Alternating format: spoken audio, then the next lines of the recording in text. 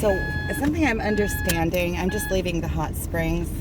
Something I'm understanding about the twin flame journey is that really it's all about letting go. Because the more that I try to grasp it, the more elusive it becomes. And the more the other side runs. And I think it's also because the other side, there's a lot that the other side also can't handle. And also, you can when you're on this journey, you know your own energy. And when your energy is like the chasing energy, it's not a nice energy to be holding on to. And I'm sure that it's not nice being, well, I know for a fact that it's not a nice situation to be on the other side of it, to experience it from the side of the, with the runner. And really what I realize is that the more I let go, the further I let it go, the more my life becomes exact to me. And the more what's mine just flows to me naturally, like by way of nature. And I'm seeing this also with my work. And when you find something like that, it works all the way around. So you're kind of like divinely guided. When you let go in something, you know what to do by nature, by your nature.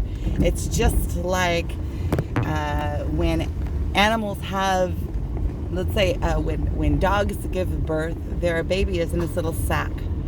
Nobody taught them, or cats even, nobody taught them what they need to do, and they instinctively know what they need to do just by not even thinking about it. They just do it.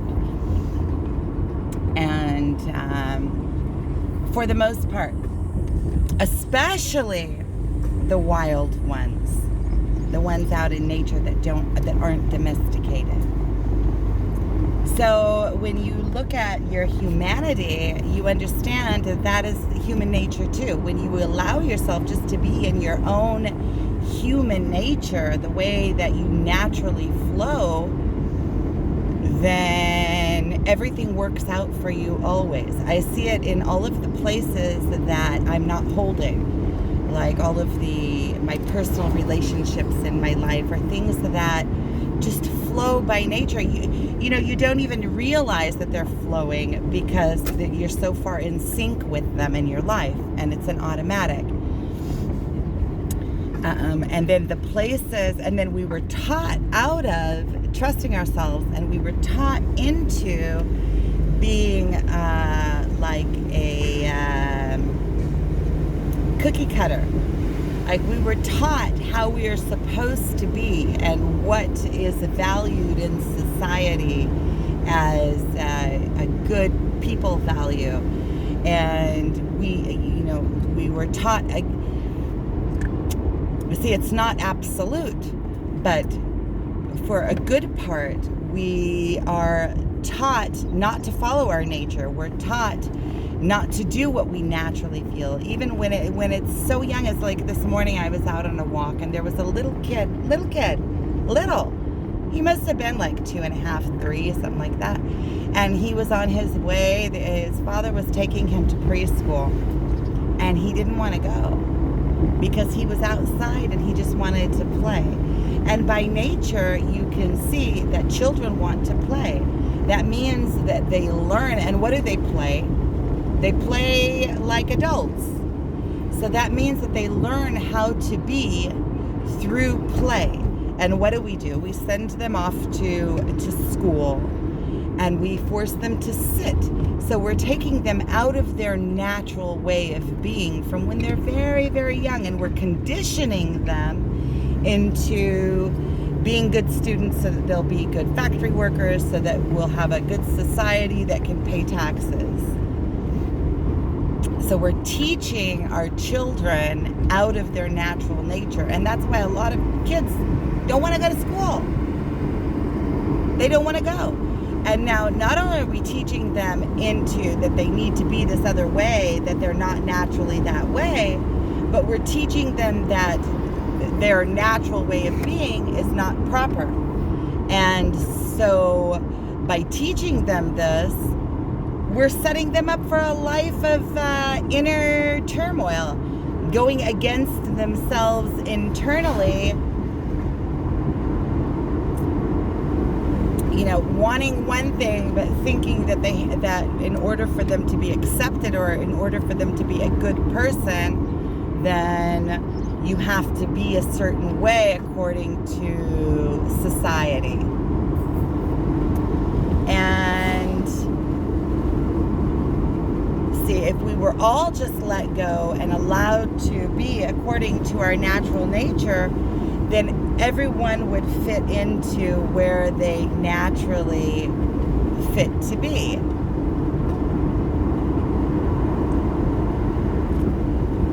So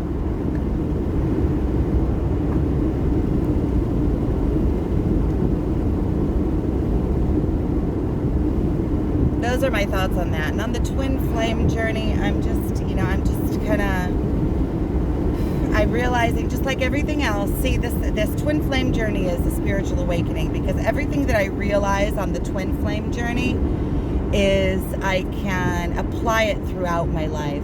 Like, for instance, this letting go. Like, letting go and letting nature take its course. Nature will take its course. And what will be, and I can't force anything to be, and I don't want to force anything to be. I don't want to force anything to be. And you can't force something to be that doesn't want to be. If it's not coming together, it's not coming together. And if it's not coming together naturally, in a natural way, then it's not a good place to be. So even if there is a union and the union happens, it has to happen in a natural way and in a way that can be good for everybody involved, really. So if it's not good for one, or it's not good for part, then it's not good. That's just all there is to it. And there's nothing that I can do on a one-sided, there's just, it's a dual action here. And what I'm realizing is that the more that I just let it go, the less I'm worried about it, right? I don't even need to worry about it. Why do I need to worry about it? Just let it go and allow myself to be, and just like he told me, just like my twin flame told me, in the allowance, just enjoy the progress. Enjoy it, because it's doing what it's doing anyway. I feel like it's doing what it's doing anyway, because when I get thrown back, there's only so much that you can intake at a time. There's only so much pain you can go through. There's only so much, so many things that you can process at a time. You can't process it all at once, because it's a shifting. It's something that's happening gradually. It's something that is growing. It's something that, and I'm not even saying that it has to go anywhere. It just has to have its, it has to be let alone to do what it does. And I figure, yesterday I was talking about dating. I was talking about maybe, in any case, I'm leaving myself open for dating. In any case, I'm not searching for it. I'm not trying to attach myself to anybody. And in all honesty, I'm saying it, and I am believing it. I'm leaving myself open, because if somebody comes along that I find attractive and that I'm interested in and that I meet randomly and I have a catch with them, I'll know it. I'll know it. I've always known it. Every time I met somebody and I've been attracted to them, it's an instantaneous thing. It's like in the first minute, you have that attraction there. There's really it happens by itself. And it's just like that with my work projects too. When I get really excited on something and something is perfect and it's clicking, there's nothing that I have to do. It all comes together like that. And that's what I feel like with the attraction. I don't have to do anything. I go out when I don't have to run after anything. I don't have to run to places that I can meet somebody. Because if I'm not feeling like going out, and I'm not in the mode, then I'm not in the mode anyway. So what's the point? You see how everything just is so exact. So when I'm in the mode and I feel like going somewhere and I go, and if I meet somebody that I'm attracted to, I'll know it. And I can just trust all that, so then I don't even have to do anything on that panel. And I was talking yesterday about those apps, going into the meeting people apps.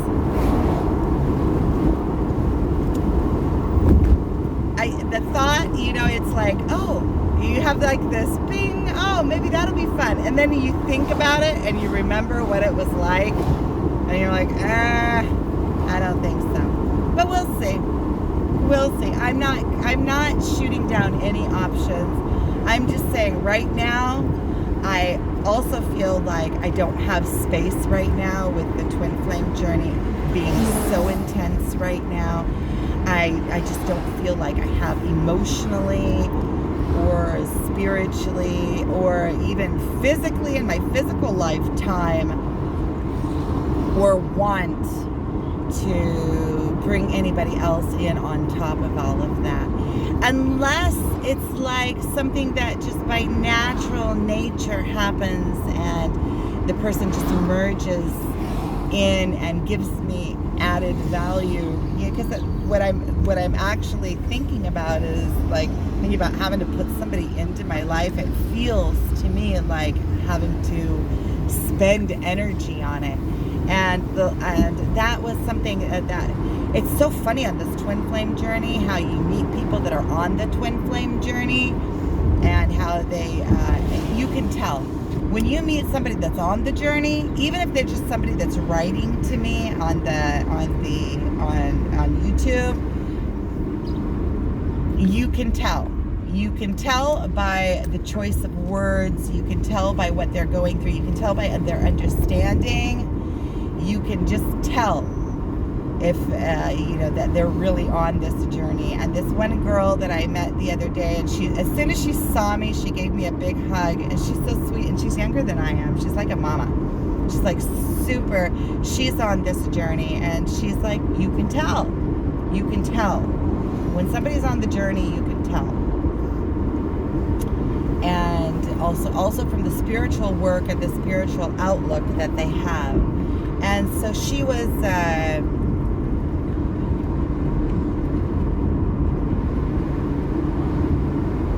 talking to me.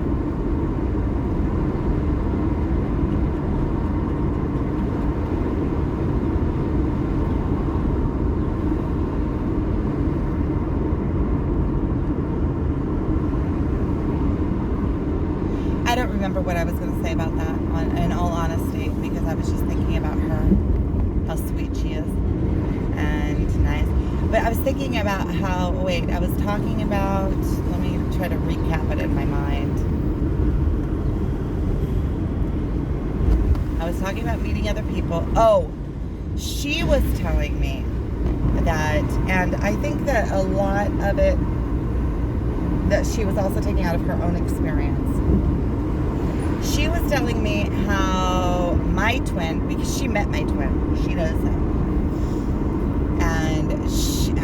and she sees him different than I see him. And she was telling me that,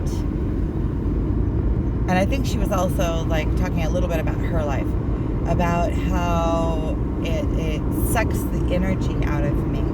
How I have a bright light, like a bright energy light, and that he like uses my life light for him. Like he'll come and drain me of my life light and fill up on it, but drain me. And I don't really feel like that. I feel like the whole situation sometimes it's draining because the experience is so intense and the meetings are so intense, and every time that we meet, it reflects something to me that I'm like sometimes not ready to deal with, or it reflects something back to me. Well, no, you can't say I'm not ready to. That was an automatic pilot, because you can't get anything that you're not ready to deal with. The thing is that it's in your face, and it's like smack in your face. And you get these mirrors that you think that you're above. Like you don't see what the things that you do, you don't see a lot of times. And then you get this mirror like smack in your face. It's like getting slapped. And it's like getting a smack, and you know that your twin sees that spot because they're reflecting it to you. And so you get kind of like, almost like, ugh. First of all, it gets uncomfortable because somebody is seeing it all the way inside of your mishmash. And I think that's double-sided too, because I'm pretty sure that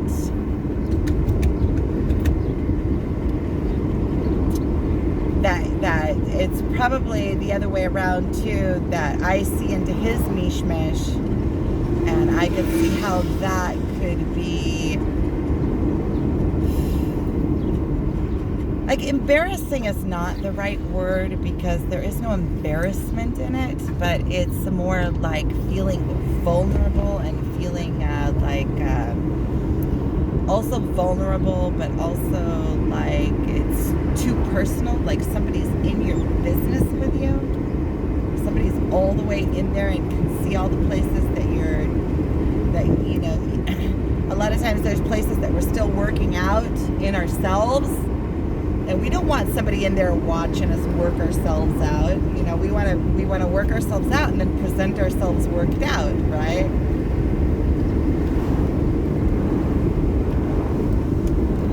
So I see that a lot of times he'll see me all the way in these places that I don't have worked out, and also in these places that not only do I not have worked out, I don't even know that I don't have them worked out. He's like showing me these places, like, here, in the mirror, look at that, look what you did there.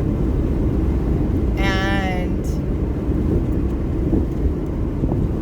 it's painful, because it's like the person that you want to see you in the best way, like a person that you're in love with, and you want them to see all your good, and you want them to, and they see it all. They see the good, but they also see all the crap.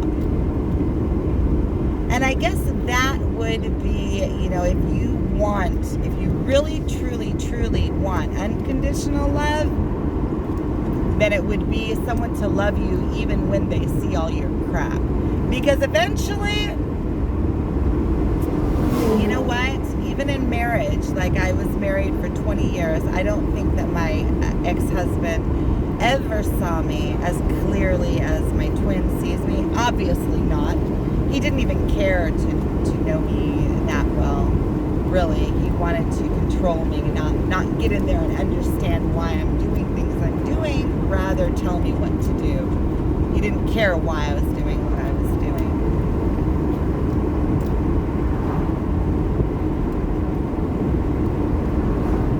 Life lessons.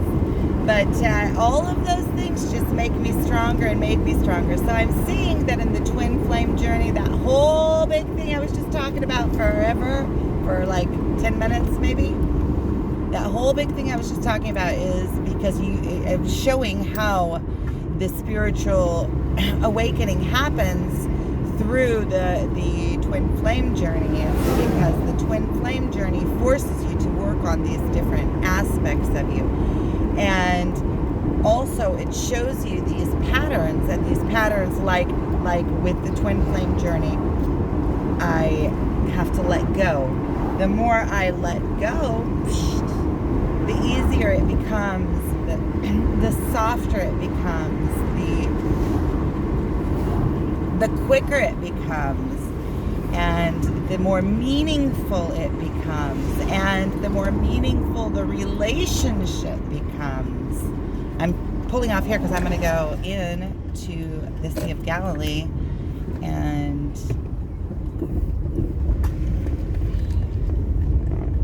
I'm going to go ahead and go in the Sea of Galilee and wash off the hot springs. Yay!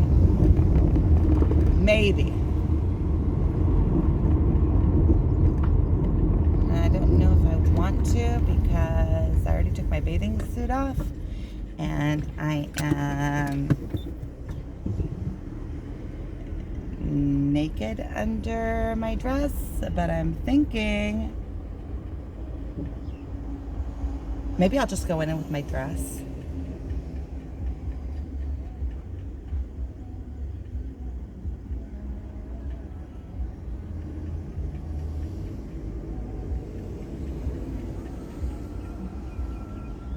No, I'll go ahead and put clothes on. I'll go ahead and park and put clothes on.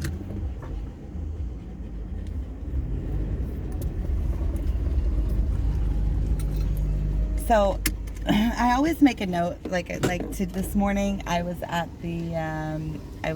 at the Jordan River. I took in an order and I took in my invoice to them, and I was thinking afterwards that I should have filmed it because it's so nice there.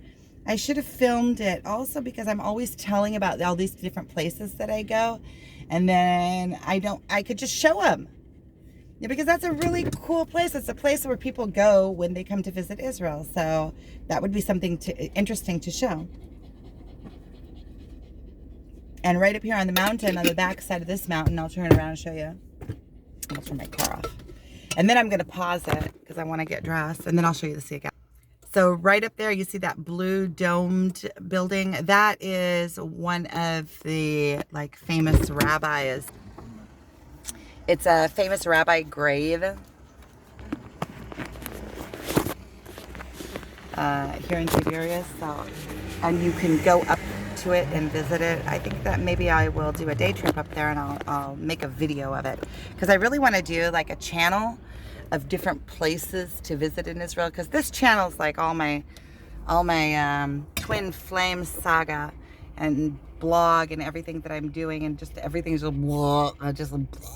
just spill it out there. But I want to do there's a couple of other channels that I want to open. One is sites in Israel, and I'm going to start in Galilee because it's not far away, and I'm thinking about gas and work days and things like that. Because in Galilee, like Tabcha, which is the Church of the Loaves and Fishes, is 10 minutes away from my house. So is Capernaum, and so is Tiberias. Well, Tiberias is 20 minutes. And so is the Har HaOsher is 15 minutes away. Har HaOsher is the Mount of Beatitudes, the church up there. I can go up there and make a movie. I made a movie about Magdala. You can search it on my channel if you want to see it. With my sister. That was like one of the first movies I ever made. It was before I started all of this blogging. All of this blogging really was born out of a need to express myself and nobody to talk to. I remember I was running, and the first video that I did, I think I was out in my car and I was out on the side of the mountain and I just did a video.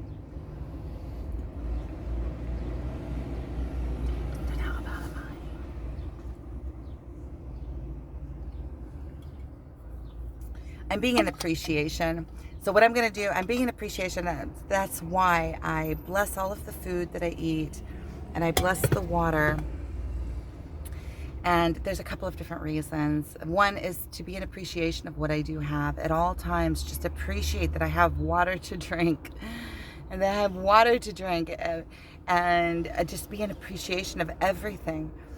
And also, it lets the universe know that I appreciate what I do have, and that everything and it shows me more to appreciate, and it gives me more to appreciate. The more I appreciate, it's kind of like a given in itself, because the more I appreciate, the more I get to appreciate, and the more I get to appreciate, the more I notice It's like it feeds itself. It's like this own self. It's self. What's the word when something happens on its own? So it's self. I'm getting dressed, and then I'm gonna pause it while I get my bra on.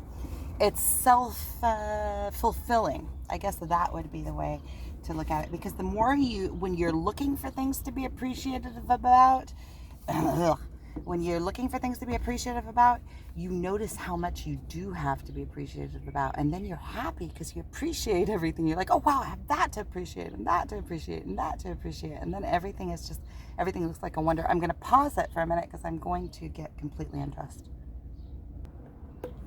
Okay, so I just changed in my car. Where's my hat? I don't want to take my hat. I'll just use my towel.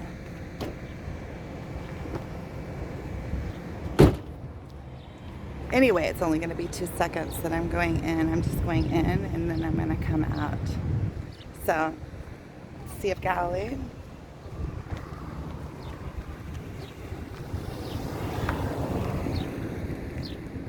And I'm walking over here to the stairs.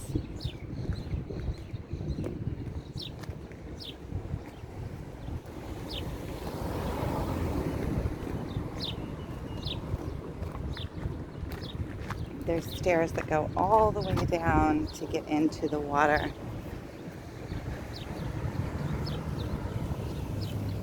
So I'm just going to wash off the hot springs, and also it'll cool me down a little bit. So that's where I'm going. I'm going to go ahead and stop this here because I see there's lots of people, and I just want to go swimming and do this quick. So I just wanted to show you where I'm at. And the dogs are running around. There's Rexy over there running around in the middle of the street. And Lola's over there under the tree. And then there are boats out there on the water. Okay, folks.